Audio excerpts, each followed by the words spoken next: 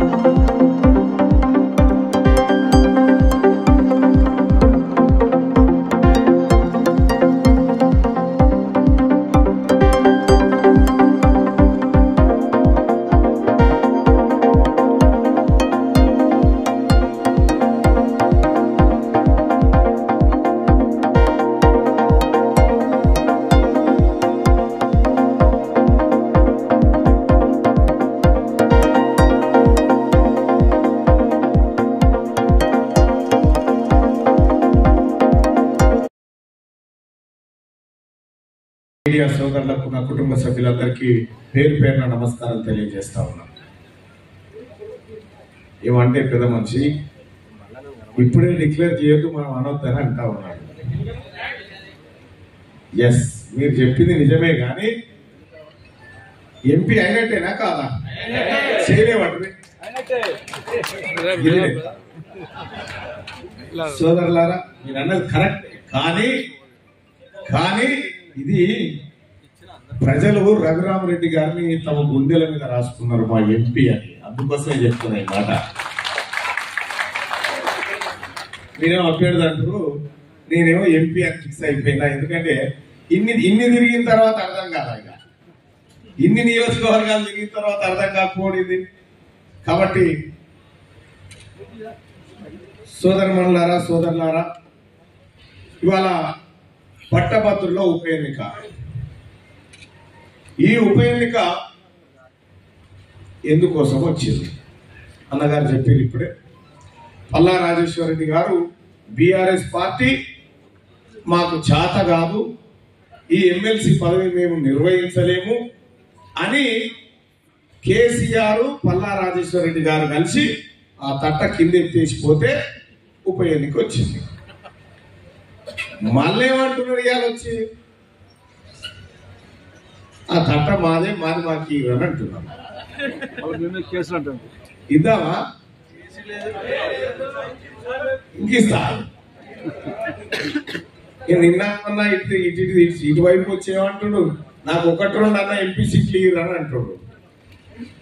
కేసీఆర్ నాకేమో 1-2 ఎంపీ సీట్లు, 38 అసెంబ్లీ ఎమ్మెల్యేలు ఇస్తేనే అసెంబ్లీ పోనోడు 1-2 సీట్లు ఇస్తే ఢిల్లీ దాకా పోతాడు కేసీఆర్.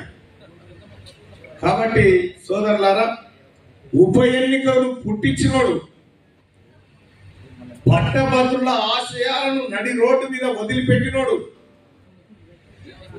అసలు ఈ పట్టభద్రులకు నాకు సంబంధమే లేదని వెళ్ళిపోయిన పల్లా రాజేశ్వరరెడ్డి వాళ్ళ అభ్యర్థి, వాళ్ళ పార్టీ ఈ కొత్తగూడెం చౌరస్తాకు వచ్చి ఆ చౌరస్తా దగ్గర అమరవీరుల స్తూపం దగ్గర ముక్కు నాలకు రాసి క్షమాపణ చెప్పి వెళ్ళిపోతే తప్ప మీరు ఓటు అడిగే హక్కు లేదు. మీకు చెప్తా ఉన్నానంటే నీకు చేతగాదన్నావు.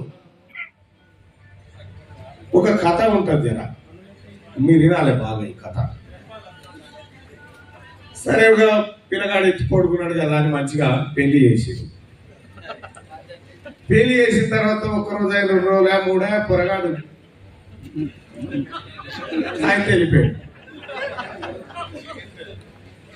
వెళ్ళిపోతే సరే ఈ పోయినోడు పోయిండు కదా అని అంతో కాదని అందరికి ఎరుక అయిపోయింది. లేలే నేను మళ్ళీ వస్తున్నాడు ఇంకొస్తుంది. ఇప్పుడు ఇక గట్లే ఉంది కథ.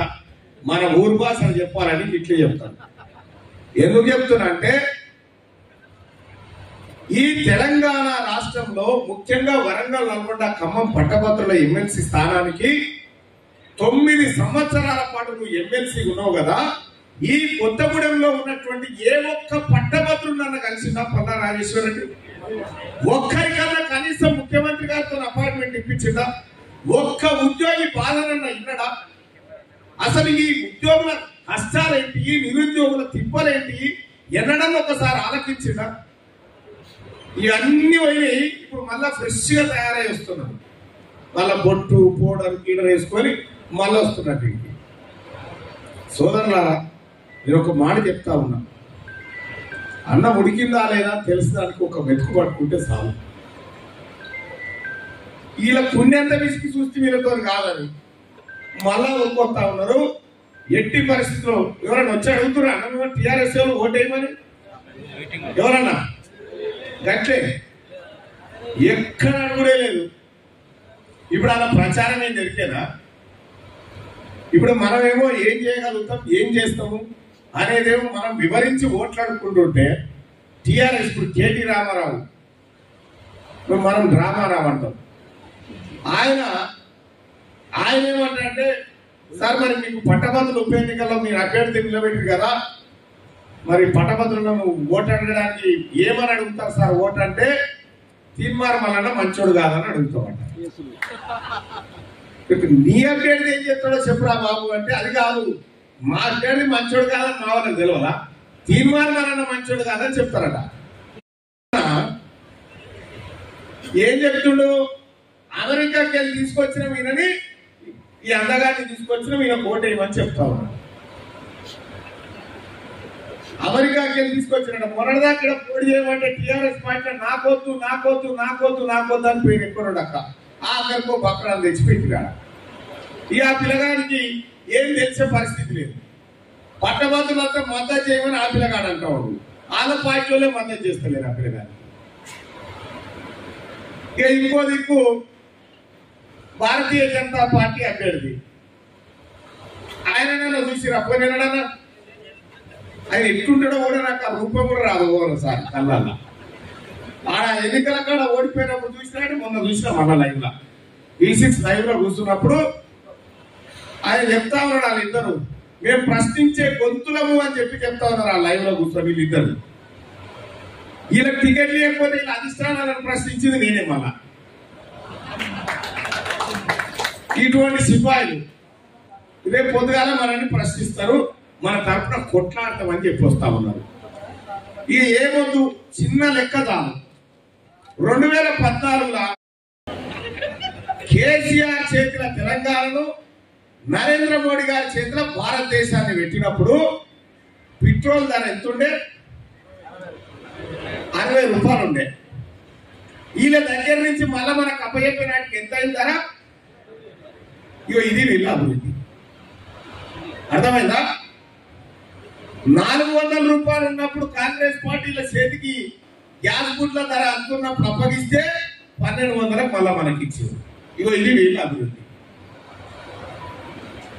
ఉద్యోగాలు భర్తీ చేస్తామని చెప్పి ఇప్పుడే పెద్దలు చెప్పి రఘురామరెడ్డి గారు 2 కోట్ల ఉద్యోగాలు భర్తీ చేస్తామని 1 కోటి ఉద్యోగాలు ఖతం చేసేసారు. బిజినెస్ స్టాండర్డ్ లెక్కల ప్రకారం 2025లో మరో 50,000 ఉద్యోగాలు పోతాయని కథనం ఉంది. ఎటువైనా ఈ ఉద్యోగాలు ఏముంది ప్రైవేట్ పరం చేయడమే, ప్రభుత్వ కంపెనీలన్నీ తీసుకుపోయి ప్రైవేట్ పరం చేయడమే. ఈ అమ్మతాను మిగిలింది దేశంలో మనమే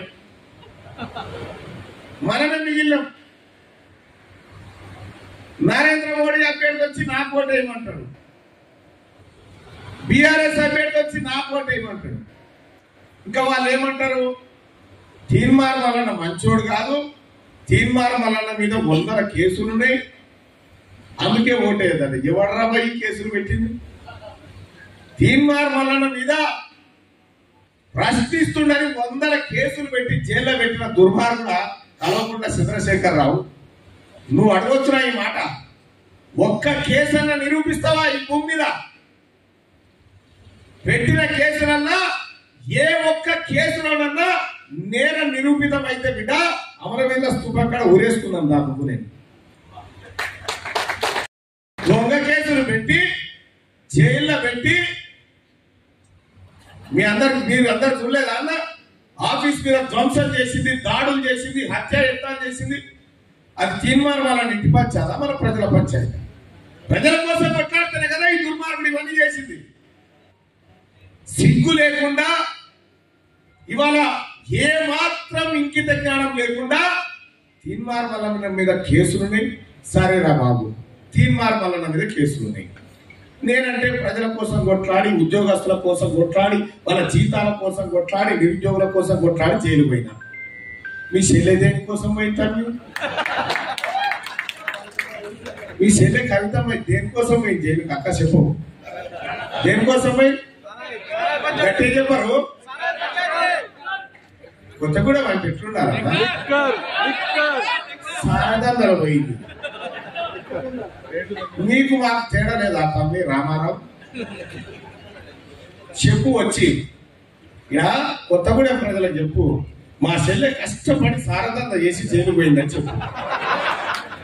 ఉద్యోగాలేమన్నా 10 ఏళ్ల పాటు రాష్ట్రం రక్తం తాగి సంపదంతా లూటీ చేసి ఎక్కడికక్కడ దోచుకొని ఇలా ఓట్లు కావాలని వస్తున్నావు సిగ్గు లేకుండా. ఈ తెలియదా ఈ ప్రజల కన్నీళ్ళు చూడలేదు? ధరణి పేరు మీద మోసం చేయలేదు. 3 ఎకరాల భూములు ఇస్తాను మోసం చేయలే, 3 పట్టాలు ఇస్తాను మోసం చేయలే, 2 లక్షల ఉద్యోగాలు ఇస్తాను మోసం చేయలే, నిరుద్యోగ వృత్తి ఇస్తాను మోసం చేయలే. ఎన్ని చేసినావు కేసీఆర్? నువ్వు చేసిన పాపాలన్నీ కుప్ప పోసి పంచనాలు నిలుతుంది. గన్ని చేసినటువంటి మోసకారివి వాళ్ళ ఓటు అడగడానికి వస్తా ఉంటే సిగ్గే ఆత్మహత్య చేసుకునే పరిస్థితి ఉంది. మాట నేను ఒక మాట చెప్తా ఉన్నా, తీన్మార్ మల్లన్న ఏమి చేసిందో మీరు కల్లారా చూసిందో, ఏమి చేయబోతుందో నా నోరారా వినండి. ఓవైపు 2 కోట్ల ఉద్యోగాలు ఇస్తానని మోసం చేసిన మోడీ అభ్యర్థి, ఇంకోవైపు 2 లక్షల ఉద్యోగాలు భర్తీ చేస్తా అని చెప్పిన ఈ కేడి కేసీఆర్ అభ్యర్థి ఇంకో దిక్కు. నేను ఎవరికి హామీ ఇవ్వకుండా 200 మంది చిన్నపిల్లలకు ఆపరేషన్లు చేయించిన తీన్మార్ మల్లన్న ఇంకో దిక్కు. దయచేసి ఆలోచించి నిర్ణయం తీసుకొని, పోయినా సరే మీరందరూ ఆశీర్వదించి, మీరందరూ నా వెన్ను తట్టి నిలబడి తీన్మార్ మల్లన్న మా ప్రతినిధి అని చెప్పి నాకు వెన్నుదన్నుగా నిలబడ్డది ఈ కొత్తగూడెం గడ్డ. ఈ గడ్డకు శిరస్సు వచ్చి నమస్కరిస్తా ఉన్నా.